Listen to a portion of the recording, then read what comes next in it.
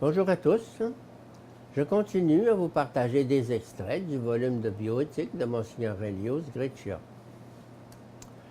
La poussée vers l'eugénisme. Avec la possibilité, dans le cadre de la fécondation in vitro, de sélectionner les cellules œufs avant la fécondation et celle de sélectionner les embryons à l'aide des techniques de diagnostic préimplantatoire, l'instance eugénique a reçu une nouvelle impulsion. Nous sommes à un deuxième niveau d'eugénisme basé non plus sur la sélection des donneurs, mais sur celle des gamètes et des embryons, avec ensuite élimination des embryons qui ne possèdent pas les caractéristiques voulues. Les mères de substitution. On a vu le cas d'une mère de substitution qui, après avoir porté l'enfant, a refusé de le remettre à ceux qui l'avaient commandé, le percevant comme sien.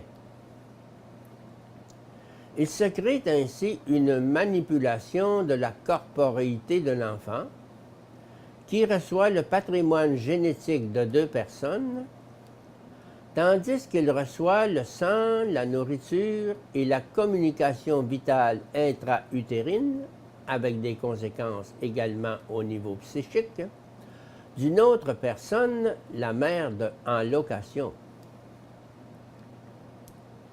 L'objet du contrat et de la transaction n'est pas seulement l'utérus de la mère, mais aussi et surtout l'enfant. Et ceci montre bien que le contrat a uniquement pour objet la livraison d'un produit, en l'occurrence la vente d'un enfant. Une partie de la somme est versée après l'accouchement. Si l'enfant naît avec une malformation, le couple qui l'a commandé n'en veut pas. Pourquoi payer la totalité de la somme stipulée si le produit ne satisfait pas la demande? Fécondation in vitro et expérimentation. Certaines législations n'interdisent pas la fabrication d'embryons à des fins expérimentales. On estime généralement que l'embryon doit être considéré, au moins jusqu'à la formation du système nerveux, comme une personnalité humaine potentielle.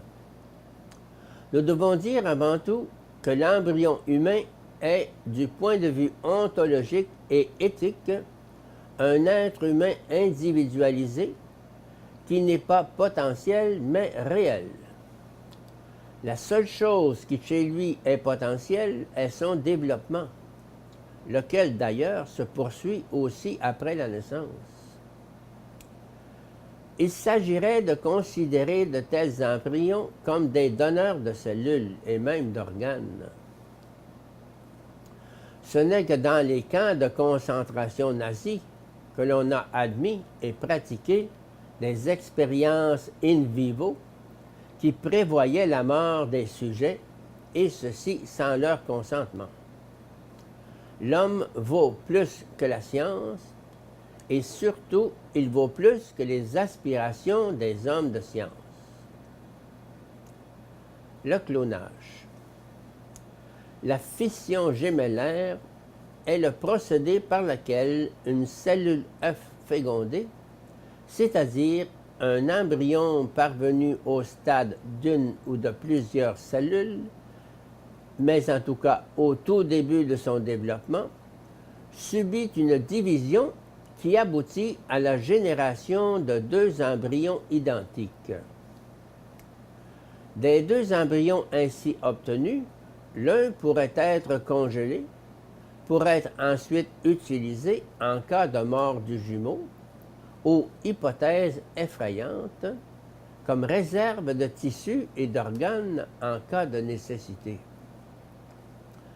Le transfert de noyau ou nuclear transfer peut être pratiqué et de fait a été réalisé tant sur des animaux amphibies que sur des mammifères, souris, moutons, en procédant de la manière suivante.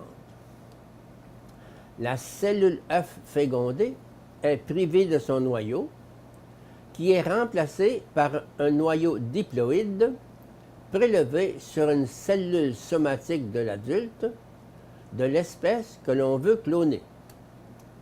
Il s'agirait en définitive d'une fécondation asexuée. On pourrait également envisager de prélever le noyau des cellules d'un cadavre en état d'hibernation.